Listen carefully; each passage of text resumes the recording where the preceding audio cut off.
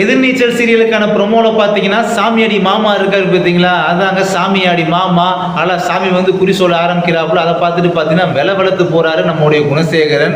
அடுத்து என்ன நடக்க போகுது அப்படின்னு சொல்லி, அதுவும் மக்கள் எதிர்பார்க்கக்கூடிய ஒரு பாசிட்டிவான திங்கிங்லாம் பார்த்தீங்கன்னா இனிமே தான் எதிர்நீச்சல் சீரியல் நடக்க போகுது. அதை பற்றின ஃபுல் டீடைல்ஸ் நம்ம ரிவ்யூ பண்ணி பார்க்க போகிறோம். ஹாய், ஹலோ, வணக்கம்.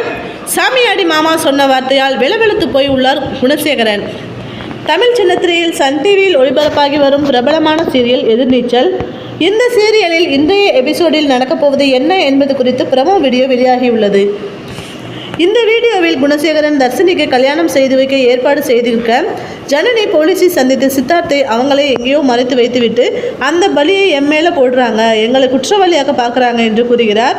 மறுபக்கம் சாமியாடி மாமா மீது மதுர வீரன் இறங்கி இதுவரைக்கும் நினைச்சதெல்லாம் நடந்துச்சு, ஆனால் இனிமே நடக்காது என குணசேகரனை எச்சரிக்க அவர் வெளத்து போகிறார். அடுத்ததாக சக்தி சித்தார்த் இருவரும் இடத்தை தேடி கண்டுபிடித்து ஒரு பெண்ணை லவ் பண்ணிட்டு தைரியமாக அதை வெளியே சொல்ல முடியல, உனக்கெல்லாம் எதுக்குடா கல்யாணம் என்று சட்டையை பிடித்து கேட்க சித்தார்த் ஏதோ ஒரு உண்மையை போட்டு உடைக்கிறார்.